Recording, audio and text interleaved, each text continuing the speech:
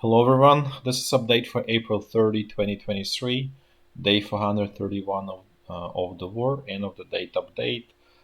This is also catch-up update for April 29. So today there's relatively few sort of economic strategic news. So I'll discuss the interview that head of Wagner Group gave, I believe it was on Saturday or Friday, Evgeny Prigozhin. And so there were a few interesting items, topics that he touched.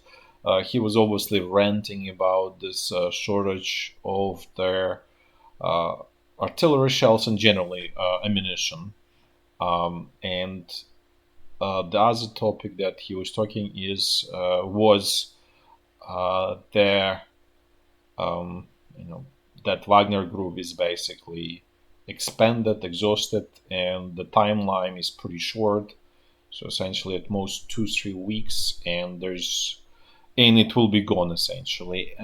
Not gone in terms of organization is gone, but there won't be essentially any soldiers left of or mercenaries, probably better way to say it. The core is still going to exist, and by that I mean commanders, squad commanders, company commanders, battalion commanders, all of that. So that will remain, and that's a strength of the Wagner Group is that it can easily regenerate, right? So they just need sort of new bodies and they can go back into the battle. And so this is not a destruction of Wagner as an organization. It just mm, Wagner Group ran out of ammunition if you consider people or ordinary mercenaries as ammunition because they're obviously uh, expendable tools in the system in the Wagner Group organization. So they ran out of basically bodies to be on the battlefield, or there's not enough the way they operate. So they will be essentially in very difficult situation and probably will be pulled out from the front line. And and the other point um, that the head of Wagner Group made was that he expects the probability of Ukrainian offensive by let's say May 15 is close to 100%. Maybe it's, let's say, 95, 98, 99%, but extremely high. So he expects um, the offensive within next 2 weeks and more in the sort of between, let's say, May 10 and May 15 is the most likely date. And to confirm that, there was this night there was Russian attack on Pavlograd. This is extremely important railroad and just general road hub in the sort of immediate Ukrainian rear. That's essentially being used to move troops, as I show, sort of like from east to basically along the front line, essentially, right? And also, this is a main supply source from, let's say, Vast, from the rest of Ukraine. Most of it comes crosses Dnipro, and then it gets to Pavlograd. So this is sort of large logistical hub. It just railroad hub from all perspectives. It's extremely important point, in particular railroads. So there was really big Russian attack, and it was sort of several, let's say, prongs. One was railroad. Um, it's unclear how much was destroyed, but there was quite significant destruction as a whole. But where exactly the most of the damage was is still unclear. And then the other part was attack against um, a plant that used to produce solid rocket fuel. for basically Soviet rockets. It had a large inventory of that fuel that potentially could be, let's say, used for rockets as well. So that it appears that that plant was hit and that inventory was hit, and it does look that uh, it's either severely damaged or completely destroyed. And then I assume similar fate was happened to the railroad station, which may and what this really means is that Russian military command expects offensive extremely soon, so they try to derail and delay that by uh, disrupting logistics of this future offensive. To it is definitely probably uh, they they they they made some progress in that respect. Looking at the sort of initial pictures of the damage, it seems that damage is pretty significant. Obviously, this is not the only sort of railroad hub. There are other options, there are other ways, but that was the most convenient one. Let's put this way.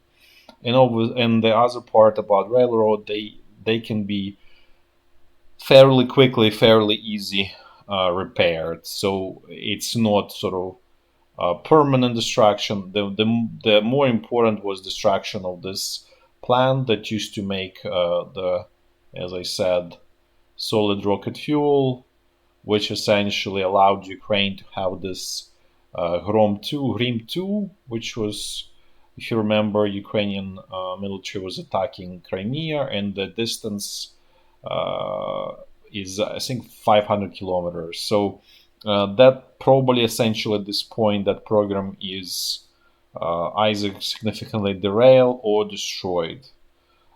So that's the importance of all of this, and what this really means again, confirmation that offensive is somewhere sort of around the corner, and Russian military command is trying to derail it as much as possible, which also means that they are very concerned about this future offensive, that it might be successful, so they preemptively strike. There is another town a little bit sort of southwest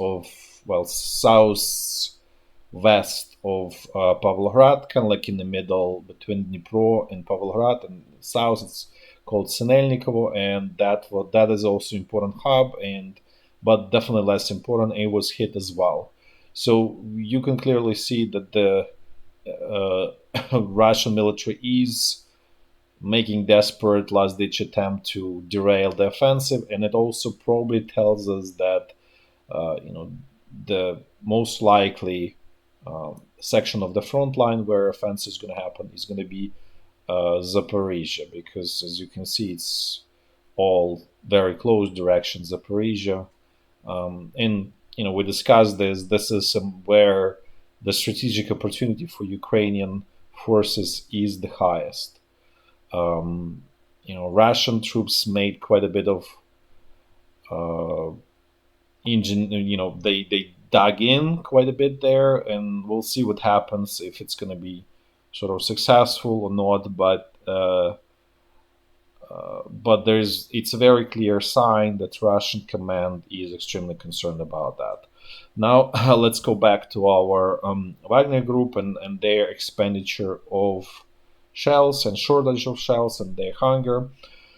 So what's really happening with Wagner Group, Wagner mercenaries? So they have. We're gonna walk through sort of specific examples. So they have front line that's about 40 kilometers long, might be up to 45, but plus, let's just for ease, let's assume 40 kilometers. And this is mortar uh, shells. This is more sort of regular artillery shells, and this is actually rockets for multiple rocket launchers, just old Soviet BM-21, which is essentially like this Grad system, 122 millimeter rockets.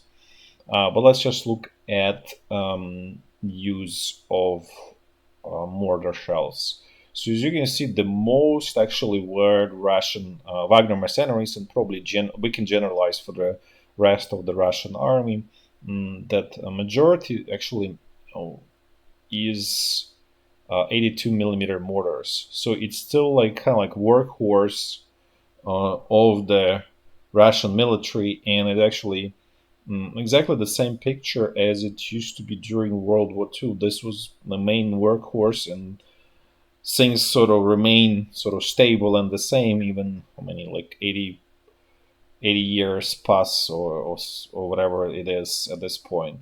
Then the another one is 120 millimeter mortar shells, and they use about 20,000 of those per month. So this is usage per month. So 90,000 of this and 20,000 of this. So this I made this sign. This really means that in May they will experience shortages, so they will not be able to get 20,000. They get like about, let's say, 70% of it. Let's just call it a little bit less than 15,000. So there is clearly some shortages starting to develop in the Russian sort of inventory. However, 82 millimeter, there's clearly no shortage, and they will continue using them in huge amounts. And this is usage for average usage for March and April of this year. Now let's move to the artillery. So here, what you can see is 122 millimeter, and it's 15,000. This is a D30, pretty precise for the Soviet artillery piece, but obviously it's not the same as 152 millimeter. But as you can see, they use about 15,000, and there is so far no shortages of those. Then for this rockets, BM-21, they use about 90,000 per month, and in May it doesn't look like they're gonna get any. So there is definitely the weak point is very clear. This Grad rockets that both sides extensively use, and actually Ukraine at this point is getting them, I think, from Pakistan. But Russia is definitely experiencing shortages of severe shortages, I would say. And then for 152 millimeters, Wagner mercenaries is using about 18,000 per month. And here they will have sort of quite significant shortages. They probably will get like slightly less than 10,000, 9,000 for May. So as you can see, the resources of the Russian military are dwindling, and the most important part is the most sort of deadlier ones, that where they sort of have their more acute shortages in the more deadlier categories, which is 152 millimeter and BM-21, and in the mortar category it's 120 millimeter, which is obviously much more effective than 82 millimeter. So you can see this is where it's heading for the Russian side. However, so there's just you understand why sort of Wagner Group was screaming. So as you can see, if we just include 122 millimeters and 152 millimeters, that really means about 1,000 shells between the two per day.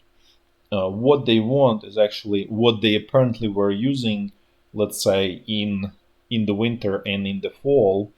They want like 4,000 per day, which means that that it's not 30,000 roughly, but like 120,000 shells. So as you can see, and this is really huge amount, even by the standards of World War II, where you would have, let's say, 1 million shells for the front line. That would be probably like close to 3,000 kilometers. Here they asking for 120,000 shells for 40 kilometers. So as you can see, this is significantly exceeds anything in intensity relative to World War II. We don't have information on World War One. But at least there's definitely how much they were expanding is sort of mind-boggling, and obviously no economy, no military production can support that insane consumption of artillery shells. So in a way, this artillery sort of hunger is relative. It's not really huge and acute in terms of they really have nothing to shoot with. It's more that like, okay, well, you need to learn how to be much more efficient where it used to be, because 30,000 shells per month is still very, very large number. And even though it looks like it's going to go down to more like something more like let's say 25,000 shells per month, it's still very large number. Ukrainian side does not get anything close to that. It's more, for the entire front line, probably something, which means the front line is about 1,000 kilometers. It's about 10,000 or something like that. So, anyways, as you can see, sort of the reason in a way, Wagner mercenaries or Wagner Group was just pulling all of resources on to itself, and it's just simply unsustainable situation, and so they were sort of complaining, but in reality, is just what they want is simply unrealistic, and so they finally getting to the situation where they're gonna get what the rest of the Russian military gets, and it's much less. And effectively, their modus operandi is completely broken, so they don't get any more prisoners in large quantities, and they don't get any more large quantities of ammunition, or specifically artillery shells. Uh, so so they need to kind of pull back, rethink how they're going to operate, and I'm sure they will come back in some different sort of shape and form. But for now, the way we sort of knew them, they will disappear in that way, and that would be a huge relief for Ukrainian side, because Ukrainian side never developed any strategic answer to Wagner, to this Wagner group, to modus operandi, how they operated. But sort of nature kind of took care of it for Ukrainian military. Now let's walk through the front line. We're gonna do it in a usual way, starting in a clockwise fashion, starting from very north.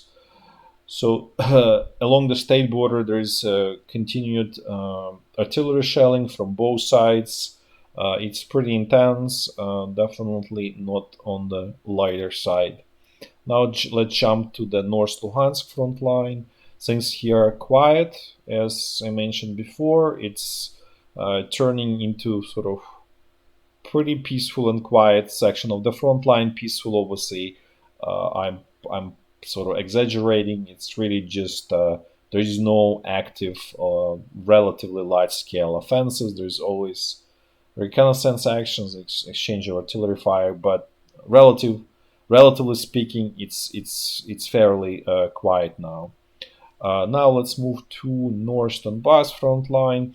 Things here are also essentially frozen, with the exception of Bahmut, where Wagner mercenaries are just trying to really squeeze Ukrainian troops from the small percentage or few quarters that they hold on the western outskirts of Bahmut, and really what's still in Ukrainian hands is really very small sort of portion of the town.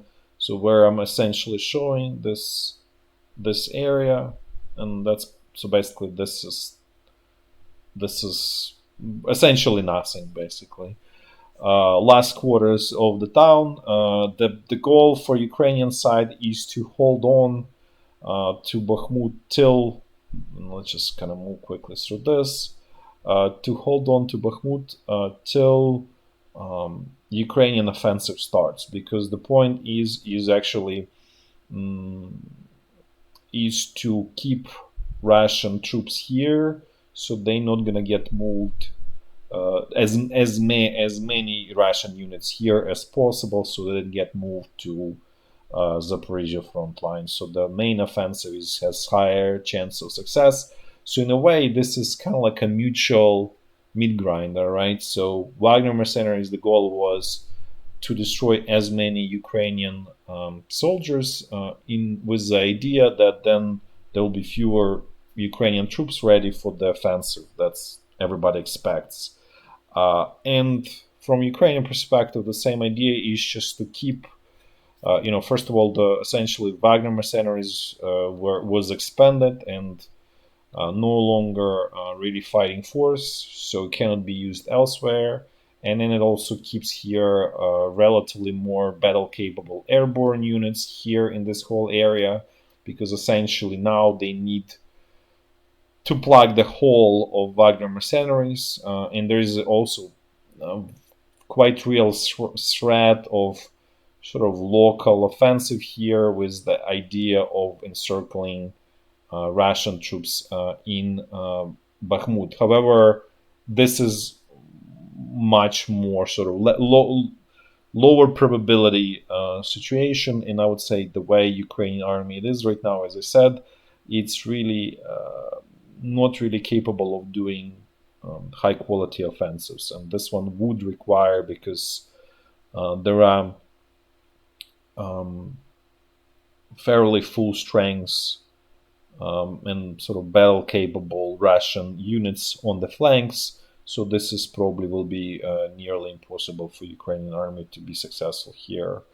And I would say the Zaporizhya is going to be also difficult, but we'll see. At least there is idea that there will be a significant advantage in terms of resources and number of people there. So that the idea probably on the Ukrainian side that will force the situation in Ukrainian favor. So here again, this has ended up in sort of mutual exhaustion on both sides. The units here, they on both sides, they are not sort of, let's say, battle capable. They cannot participate in offensives anymore, and so in a way, there was no sort of gain for either side. It's just mutual exchange of human lives, unfortunately. Now let's move to central Donbass front line. Things here are pretty much like a broken clock, the same. Russian attacks around Avdiivka, this time just more straight forward attacks towards Avdiivka, then never-ending attacks out of this Pisky salient, and then never-ending attacks in Marinka. So essentially, pretty much everything repeats itself without really much to show for the Russian side there. So now let's just actually look at this Zaporizhya front line again. So, as I said before, the idea is super straightforward, is to cut Russian troops, get to Azov Sea. Where it's going to happen, hard to say at this point. I mentioned before that obviously the more elegant would be actually, go somewhere and even hit either east of or west of Mariupol, and then sort of have a run along the Azov Sea, and actually split even this group in Crimea and North, sort of call it North Azov area, into two pieces, essentially separate Crimea from this group that's here, and then obviously destroy it in a piecemeal. First this one in North Azov area, and then later obviously Crimean part, especially since there will be opportunity to destroy Crimean bridge, and all of those troops essentially gonna be become encircled in huge encirclement. So this is, obviously extremely dangerous situation for the Russian command. I'm pretty sure that they also realize that, and they're making their own preparation. Really hard to say how much troops they accumulated here, and also the same for Ukrainian side. So we'll probably find out once this offensive starts. And this is obviously, as I said, everything is extremely hypothetical, but it's very high probability area, right? That you can, who knows, there are like as wild rumors on Ukraine side that Ukraine will actually invade Russian territory around Belgorod, as it would sound in Ukrainian way. Uh, and there could be some meeting engagement and with the Russian troops trying to capture Kharkiv. So we don't know what's going to happen, but most likely it's going to be Zaporizhya, where Ukrainian command is seeking sort of opportunity uh, to uh, to make a strategic defeat to the Russian side, and it's very, in a way, there is sort of comparison to the Kursk battle in some way, where and the reason it's being made, and hopeful that that's not going to be the case, is that German side was has lost actually opportunity to be successful in the Kursk battle by waiting way way too long for all of the troops, for all of the equipment to arrive. By the time